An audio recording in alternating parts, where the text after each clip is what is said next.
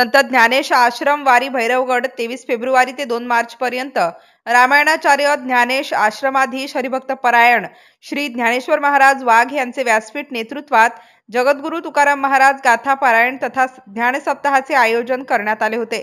या निमित्ताने दररोज सकाळी काकडा, दुपारी गाथा पारायण व संतांचे ज्ञानयज्ञ प्रवचन, संध्याकाळी हरिपाठ तर रात्रीला नामवंत महाराजांच्या कीर्तनांचे आयोजन करण्यात आले होते।